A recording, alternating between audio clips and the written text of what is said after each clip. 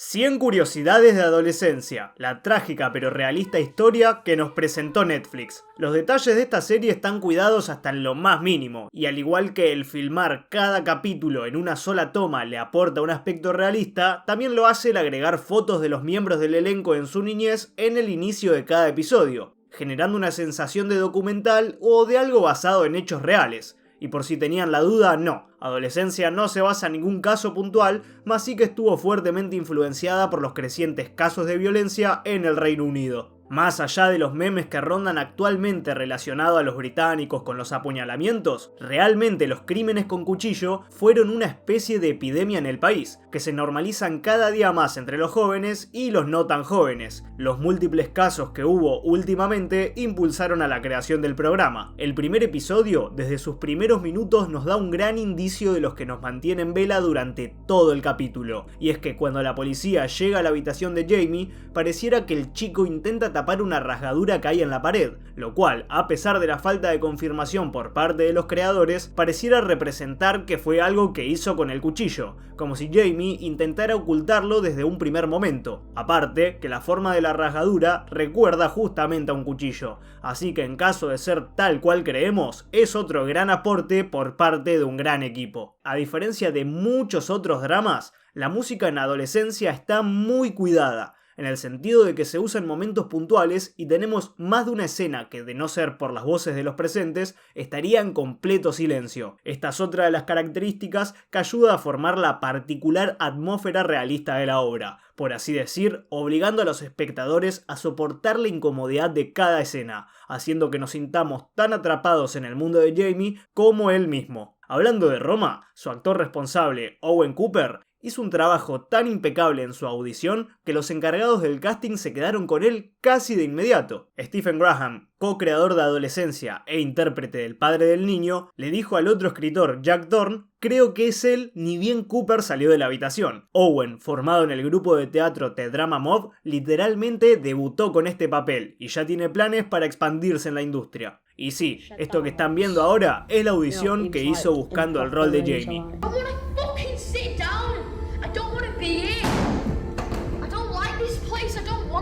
Al ingresar al hogar de los Miller, la policía declara que tienen una orden, cuando en realidad no es necesaria dadas las circunstancias, porque en situaciones como estas, al tratarse de un sospechoso de asesinato, el lugar donde fue detenido podría ser registrado sin una orden gracias a la sección 32 de la Ley de Policía y Evidencia Criminal de 1984. Lo que sí, Bascom dice que el cuerpo de Katie fue encontrado alrededor de las 10:30 p.m. y que cuando llegaron los paramédicos no pudieron detener el sangrado. No obstante, más tarde declara que había muerto una hora antes de la llegada de los paramédicos, que de ser así no habría tenido sentido el hecho de detener el sangrado. La miniserie fue filmada principalmente en South Kirby, en el condado de Yorkshire, entre julio y septiembre de 2024, utilizando establecimientos reales en casi todo momento. Las tomas de los exteriores de la casa de los Miller, por ejemplo, son una casa real, pero la estación de policía a la que llegan minutos después fue construida específicamente para la serie, algo que también merece su mérito, porque ver la dichosa construcción nos deja saber el trabajo que lleva detrás, y que las producciones audiovisuales no solo son frutos de los actores, escritores, directores y todo lo que uno tiene en mente al pensar en ello. Aparte, esto no solo se trata de estética, sino que la estación de policía ficticia se ideó de un modo en el que facilitó el rodaje teniendo en cuenta la particular manera en la que se filmó el programa. La verdad,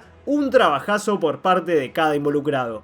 En el segundo episodio, por otro lado, las escenas escolares se filmaron en la escuela real Minsthorpe Community College, y para lograr los resultados deseados, emplearon nada más y nada menos que 200 niños como extras. Según los responsables, coordinar a todos fue una pesadilla absoluta, pero pudieron resolverlo utilizando asistentes de dirección, y es que cada supuesto profesor era un asistente que se encargaba de dirigir a cada grupo de niños cuando la cámara no se centraba en ellos. Sin dudas, una gran técnica que pasó totalmente desapercibida. Hannah Walters, la intérprete de la señora Bailey, es la esposa de Stephen Graham, el responsable de Eddie. Juntos fundaron Matriarch Productions, una de las principales empresas encargadas de adolescencia, y esta no es la primera ocasión en la que ambos participan del mismo proyecto como actores. Antes de seguir, voy con algo obvio que no puedo dejarlo afuera. Cada episodio se filma en una sola toma. Sí, me pueden decir Capitán Obvio, aunque mientras la miraba yo creía que de alguna manera hacían cortes extremadamente específicos evitando que se note, pero no, esta locura de obra literalmente rodó cada uno de sus episodios en una única toma continua. Para lograr esto, el equipo de dirección utilizó una cámara DJI Ronin 4D que suele destinarse a secuencias de acción. Que sí, pareciera que el éxito de la serie le dio mucha más popularidad de la que tenía. Igual eso no importa, gracias a la suavidad de la cámara, los operadores podían literalmente correr por la calle sin que se note un movimiento exagerado e incluso se pasaban la cámara uno al otro y a nosotros nos daba la sensación de que siempre era una sola persona la que se encargaba de todo, que sumado a un mapeo y coreografía excelentes, dieron los resultados que pudimos apreciar. De nuevo con el segundo episodio, durante la escena de la persecución, donde pareciera que la cámara atraviesa una ventana, en realidad esto se realizó con la ayuda de un poco de efectos visuales en postproducción, ya que uno de los operadores de cámara estaba dentro del aula y para el momento en el que el actor salta por la ventana, otro operador que estaba en el exterior agachado, agarró la cámara y continuó con la persecución. Y para la toma aérea, se conectó la cámara a un dron que voló casi medio kilómetro hasta que llegó al lugar indicado. Unos cuantos operadores ocultos se encargaron de agarrar la cámara suavemente, terminando con un acercamiento a Graham. En el final del episodio, escuchamos Fragile de Sting cantada por un coro infantil. Curiosamente, una de las voces que se pueden apreciar es la de Emilia Holiday, la actriz de Katie, que si bien solo la vemos en fotos, podemos escucharla cantando.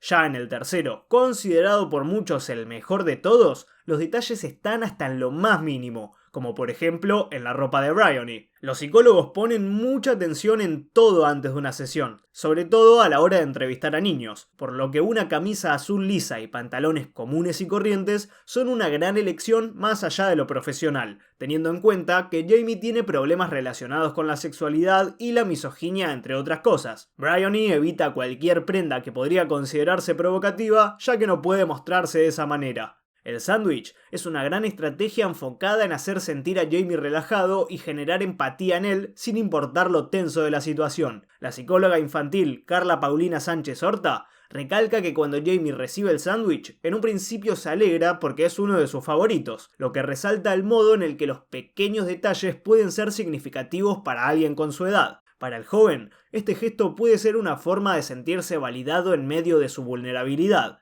Y a su vez, el hecho de no comerlo revela un mecanismo de evasión y una tendencia a evitar el conflicto, porque Jamie prefiere mantener una fachada amable antes que confrontar o expresar su desagrado, simulando agrado y evitando un mal momento con Bryony. Esto refleja perfectamente la dificultad para comunicarse honestamente que tiene el personaje, lo que se alinea con su personalidad repleta de ira contenida y a su necesidad de afecto, por lo que el sándwich no es un simple gesto y ya, sino que tiene una gran implicación para la psicóloga, quien puede analizar varios aspectos del niño gracias a su reacción.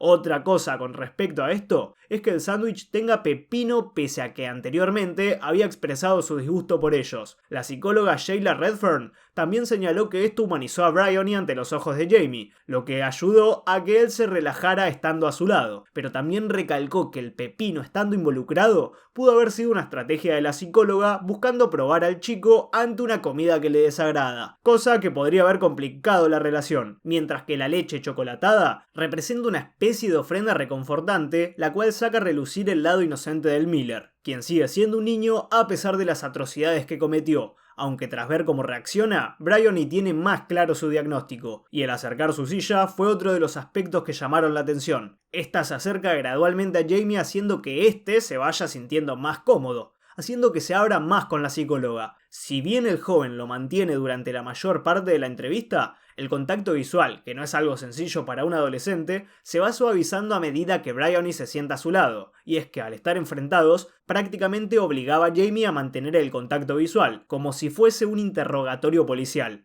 Pero al estar a su lado, este puede estar más disperso en su mirada y por ende abrirse más. Y sumado al gradual acercamiento, Bryony tiene éxito en su estrategia para hacer sentir cómoda a Jamie, quien se lo confirma al morder el sándwich y finalmente abriéndose ante ella.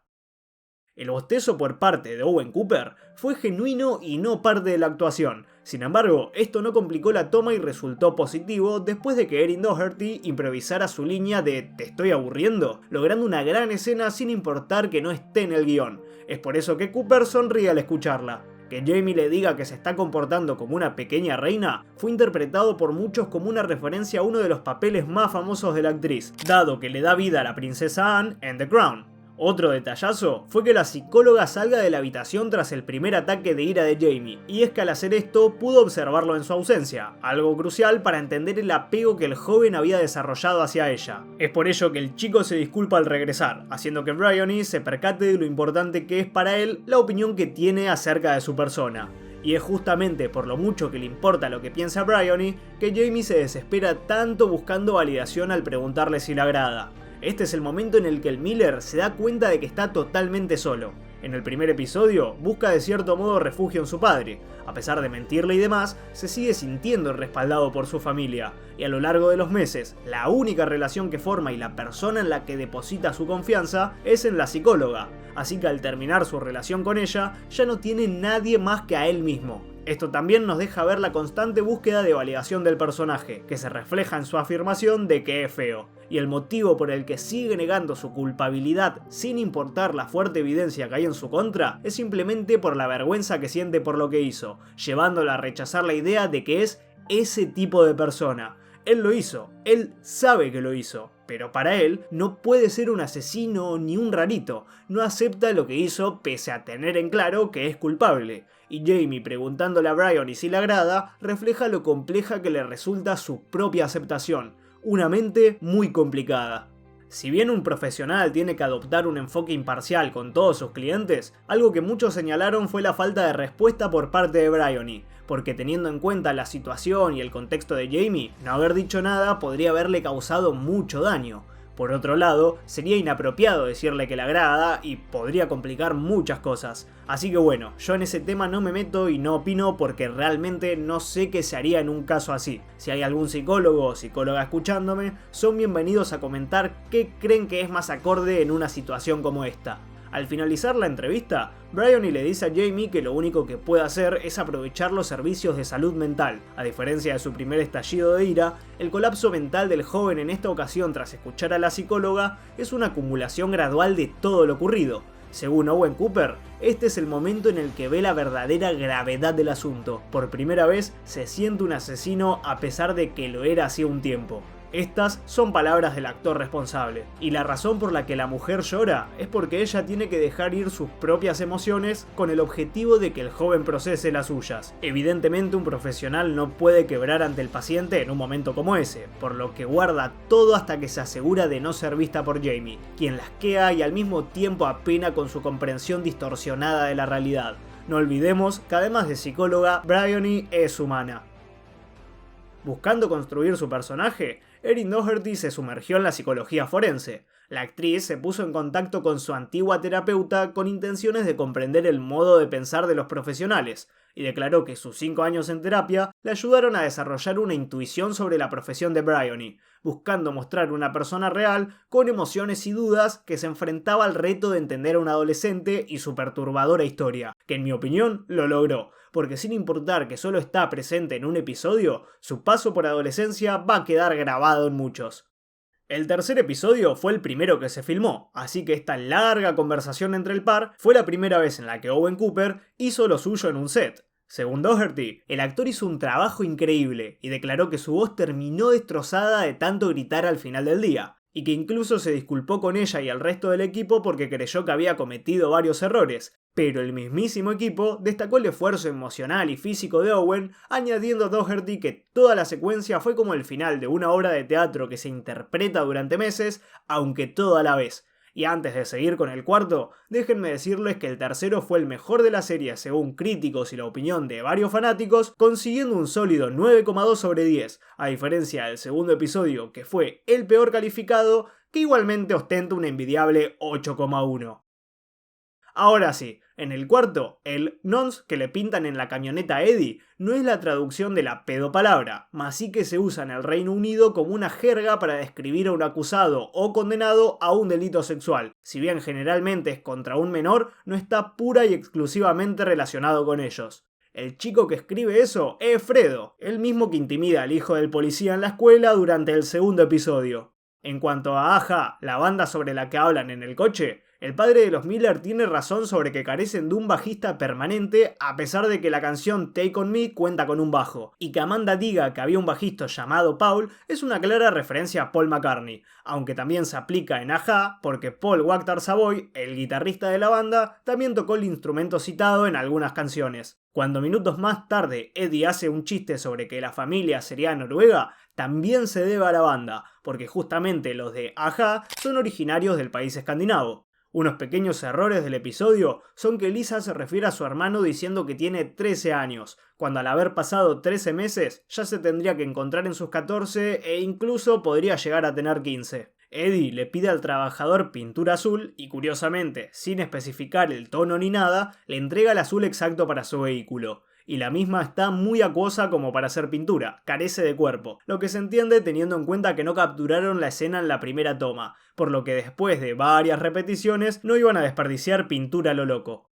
Este episodio se logró en la toma número 16 en el quinto día de rodaje. La cosa fue así. El primer episodio se completó en la segunda toma durante el primer día, el segundo episodio después de 13 tomas en el quinto día de rodaje y el tercero de igual manera se logró en el último día después de 11 tomas. Y es que antes de comenzar a rodar se programó que cada episodio tenga unas 10 tomas a lo largo de 5 días cada uno, rodando las primeras 5 por la mañana y las otras 5 por la tarde, obviamente teniendo en cuenta que podría haber varios errores. Aunque por suerte la cosa fluyó bien y consiguieron lo que querían dentro del cronograma programado, pese a que la mayoría de episodios requirieron más de 10 oportunidades. Volviendo al final, el guión originalmente dictaba que Eddie se metería dentro de la cama de su hijo y se taparía como si ocupase el lugar de Jamie. No obstante, Graham y Barantini, el director, sintieron que abrazar el oso de peluche y demás encajaba mejor. La verdad, una escena desgarradora pero muy bien ejecutada. Y de alguna manera, el ángulo de la cámara hace parecer que el cuchillo, el hueco con forma de cuchillo, está clavado en la espalda del padre de Jamie,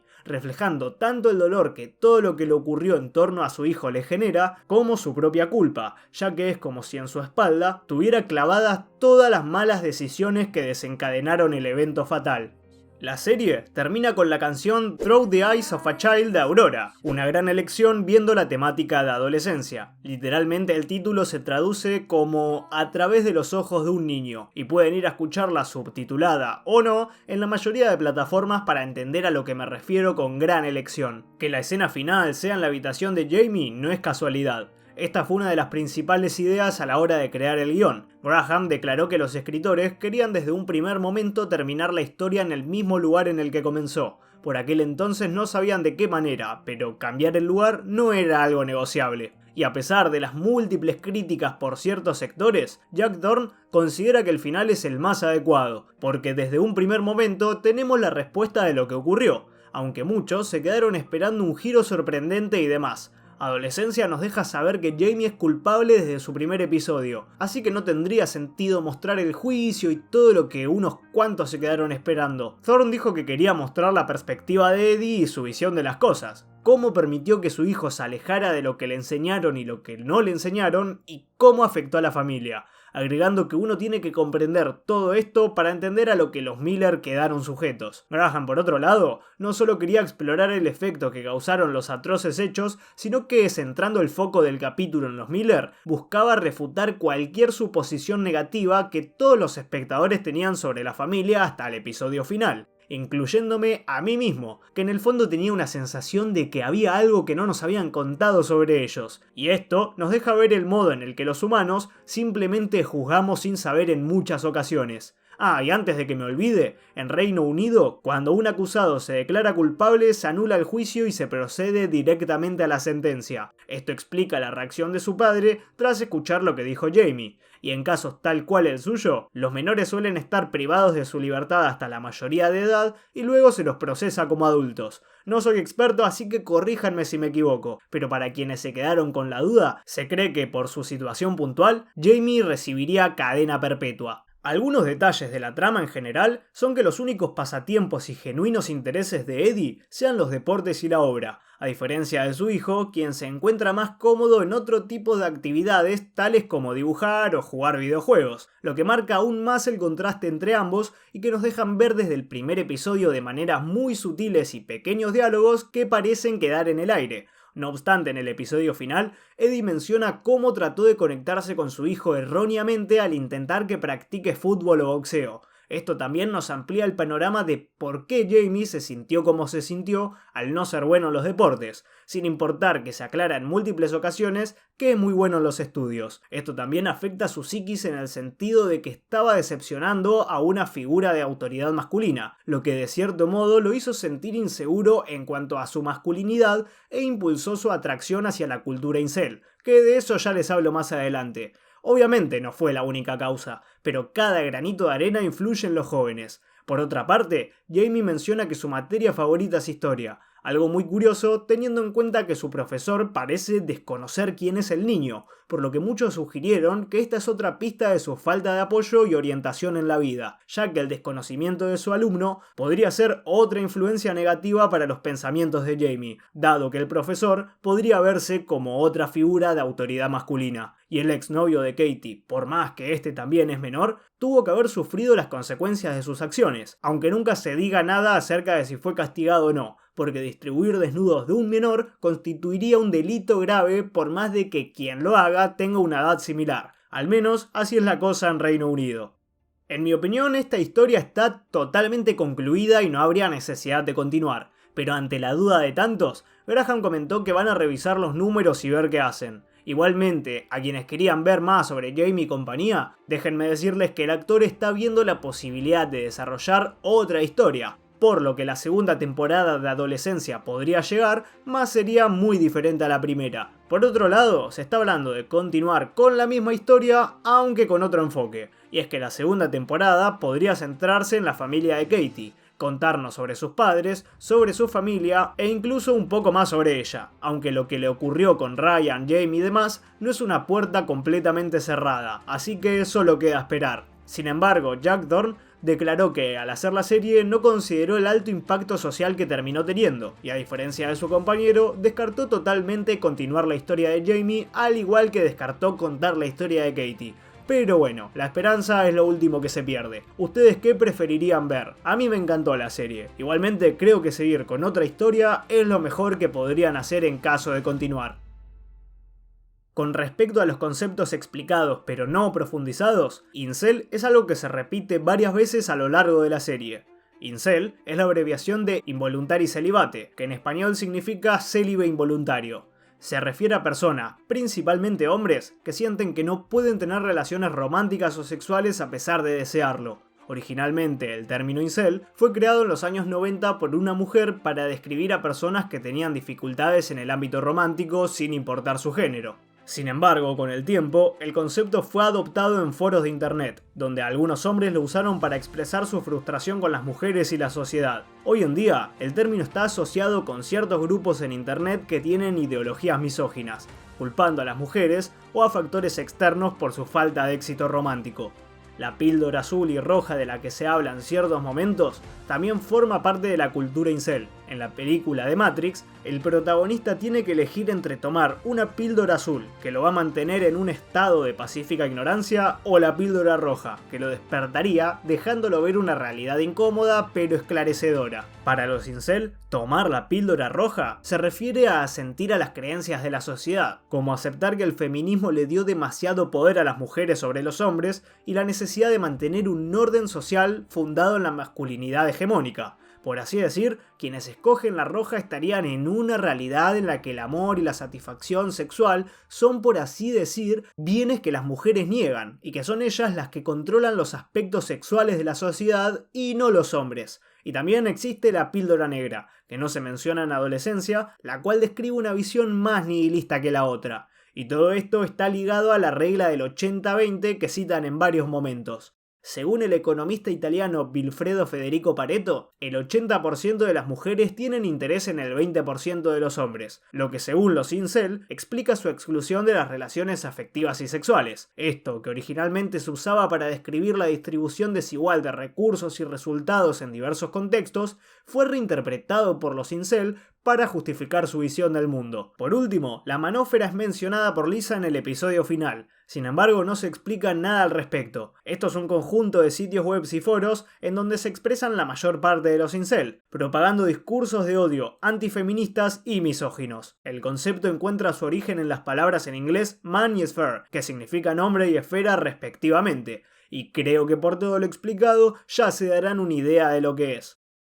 Cambiando de tema, tal cual dije anteriormente, Jack Dorn es el escritor principal de la serie. Este también se encargó de otros proyectos tales como Enola Holmes, la obra de teatro de Harry Potter y el Niño Maldito, y también escribió la próxima película de Tron. El director, por otro lado, es Philip Barantini, quien participó de otros trabajos como Hierve, Enola Holmes 3 y Villano, entre otras. Estas últimas dos, por cierto, están protagonizadas por Stephen Graham, y de la música del programa se encargaron tanto Aaron May como David Ridley, y ambos también compusieron para Hierve, para Villano y para La Madre de las Estafas. Tal relevancia está teniendo Adolescencia que el 31 de marzo de 2025, la oficina del primer ministro del Reino Unido comunicó que la serie se va a proyectar en todas las escuelas secundarias del país. Keir Starmer dijo en Twitter que como padre la serie tuvo un gran impacto en su hogar. Y hablando de Twitter, o mejor dicho, ex, Elon Musk dijo que la serie es propaganda antiblanco, por la elección de elegir a Owen Cooper para interpretar a Jamie,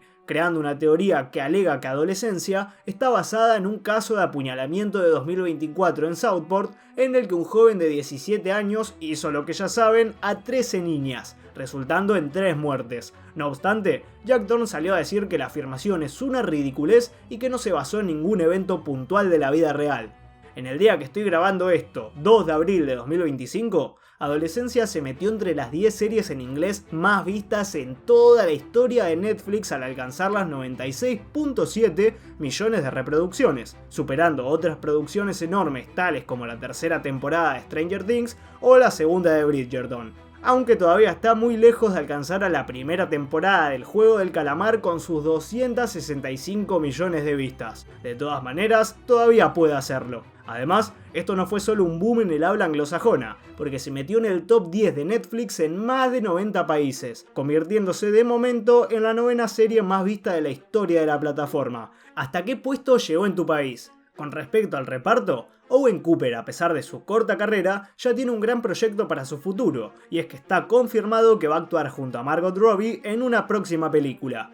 El actor interpretó a su personaje de 13 años cuando tenía 15, que la verdad encajó muy bien, no solo por su alto nivel de interpretación, sino por la apariencia, que si bien tiene toda la facha, si no me enteraba de su edad hubiese creído que realmente tenía 13 o que era un poco más chico. Y en cuanto a Doherty, casi que no la tenemos en la serie, mejor dicho, casi que no la tenemos en el mundo audiovisual, ya que en su niñez se destacó en el fútbol, llegando a ser reclutada por el club femenino de Chelsea, aunque su creciente amor por la actuación no le permitió continuar con el deporte. Stephen Graham confesó haber utilizado el acoso que él mismo sufrió de niño y adolescente como motor para coescribir la serie, dado que proviene de padres irlandeses y escoceses y su abuelo paterno era jamaiquino. Los niños se burlaban de él por eso y su apariencia. Según sus propias palabras, ser mestizo no estaba bien visto en su época, y sentía que no encajaba a ningún lado porque sus primos blancos lo aceptaban, pero sus primos negros no. Esto también le dio ciertos conflictos a la hora de interpretar a un skinhead racista en This Is England. No obstante, supo guiar todo eso que tenía guardado hacia el lado correcto y el resto es historia. Y también usó como combustible su dislexia, debido a que por ello tuvo problemas en su trabajo y aprendizaje a lo largo de su vida. Esto le generó una dificultad extra para leer y memorizar los guiones. Es por eso que primero los aprende junto a su esposa Hannah Walters, quien se los lee y lo ayuda a decidir si participar en ciertos proyectos. Obviamente, en Adolescencia, el trabajo que hizo el par no fue una excepción. La serie se ideó con el público adulto como objetivo, sin embargo inesperadamente conectó con gente de todas las edades, ya que muchos adolescentes se identificaron con el personaje de Owen de muchas maneras diferentes. Además, TikTok hizo de las suyas y por suerte el programa le dio un buen impulso gracias a los debates que generó y la cantidad de personas que compartieron reflexiones personales a raíz de Adolescencia. Uno de los múltiples motivos por el que la serie es tan buena es porque hubo psicólogos involucrados en el proceso de escritura de guión. Con fines de evitar clichés y pecar de inverosímiles, Thorne y Graham se contactaron con profesionales que ayudaron a solidificar los diálogos y ciertos puntos de la trama, aportando percepciones que hicieron de esta historia algo tan realista y fascinante. Igualmente, algún que otro error es inevitable, más sabiendo cómo se llevó a cabo todo. Thorne dijo que dependía del tamaño del error si paraban o no paraban. En algunos casos continuaron, más en la mayoría se descartaron. Un método muy efectivo para que todo salga redondo fueron los ensayos, donde empezaban con una parte del guión y se iba agregando más y más progresivamente entre cada una de las prácticas. El primer intento fue de unos 5 minutos y se agregaba tiempo extra a medida que avanzaban los días. Para el final de la semana ya tenían el diálogo entero grabado en la mente. Sin dudas, una gran técnica que tal cual vimos dio muy buenos resultados. El esquema, al igual que comenté, era de 5 días por episodio, aunque cada uno tuvo 3 semanas de tiempo de producción, en donde fueron haciendo todo lo citado y recién en la última semana se iniciaba el rodaje, por lo que hubo unos 15 días de práctica, tanto por parte del elenco como de cada involucrado. Esto requiere un nivel de detalle y sincronización impresionante que creo que ya lo dije, mas no puedo no volver a remarcarlo. Y sí, dije lo de los errores y no cité ninguno. Uno se puede ver en el primer episodio, cuando Jamie se pone su abrigo al revés. No es relevante para nada, pero obviamente al ser todo en una toma y teniendo en cuenta el contexto, no se iban a tomar el trabajo de arreglarlo. Pese a que la acusación de asesinar a alguien a puñaladas es muy severa, es un tanto extraño que se utilice un equipo entero de policías para reducir a un niño pequeño de 13 años. Aunque todo se entiende, llama la atención. Y en el final se dice que Eddie tenía 13 años cuando Take On Me estaba en las listas. Y lo cuento como un pequeño error, ya que la canción estuvo ahí en 1985, cuando Eddie tenía unos 10 u 11 años, algo imposible considerando que cumplió 50 en 2024 o 2025. No viene al caso, pero Brad Pitt aparece en los créditos de cada episodio. Muchos se percataron y muchos otros no. Y por si tenían dudas, no hay ningún cameo ni cumple ningún papel dentro de la serie, sino fuera de ella debido a que fue uno de los productores de la misma, los que pusieron el dinerito para que se realice. Antes de terminar, voy con unos datos que me quedaron sueltos. ¿Recuerdan que mencioné la película Hierve o Boiling Point? Bueno, esta, al igual que Adolescencia, fue filmada en una sola toma, así que si quieren ver otra interpretación de Graham dirigido por Barantini en un estilo similar, ya saben dónde buscarla. La directora de casting Jahin Bey analizó unos 500 niños para el rol de Jamie, por lo que la búsqueda no fue poca cosa, hasta que Cooper envió su audición y el resto es historia. Thorne declaró que una de las principales intenciones de los escritores eran mirar a los ojos de la ira masculina moderna y examinar la influencia de figuras como Andrew Tate en los más jóvenes, quien no se quedó fuera del asunto y tuvo su mención directa en el programa. Y que Graham le dé vida a un tipo tal como es Eddie no pasa desapercibido, porque los que hayan visto varias interpretaciones del actor sabrán que suele ocuparse de personajes que podrían considerarse villanos o al menos que tienen muy mal humor. El vendedor que le da la pintura le dice a Eddie que apoya lo que hizo Jamie, algo que pasa muy seguido con varios asesinos que ganan cierto estatus, tal cual Elliot Rodger u otros individuos que se convirtieron en una especie de héroes de culto. Durante el rodaje, aparte de asistentes actuando como profesores, también hubo varios miembros del set vestidos de extra para poder intercambiar posiciones o pasar frente a la cámara para ir a hacer sus respectivos trabajos sin levantar sospecha. En una de las tomas estaba saliendo todo perfecto y tuvieron que descartarlas después de que se apagaran las luces tras la caída de un iPad que se encargaba de controlarlas. Y media hora antes de finalizar uno de los episodios, Thorne se coló accidentalmente durante medio segundo arruinando la toma y nuevamente teniendo que dejarla a un lado. Terminando, un tema recurrente en los 4 episodios es la negligencia hacia Jamie. Si bien ponemos toda la atención en sus padres, en realidad, tal cual comenté, el ámbito escolar también se manejó mal con él. Ryan, en parte, fue un amigo negligente, dándole el cuchillo sin pensar con qué propósito lo usaría. Sus profesores parecían no prestarle mucha atención y como si todo esto fuera poco, se vuelve a remarcar la negligencia de los adultos y la sociedad hacia el niño, viendo la manera en la que los del centro juvenil están más preocupados por controlar a los que están encerrados que en cuidar su bienestar o reformarlos. y hasta hace poco tenía 100% de aprobación, aunque hoy en día sigue manteniendo un impecable 99% por parte de la plataforma y 74% por parte del público respectivamente en Rotten Tomatoes, mientras que en IMDb cuenta con un envidiable 8,3 sobre 10 basado en más de 120.000 opiniones al momento de grabar esto. Finalmente, con respecto al cuchillo, la duda que quedó en muchos es qué pasó con él.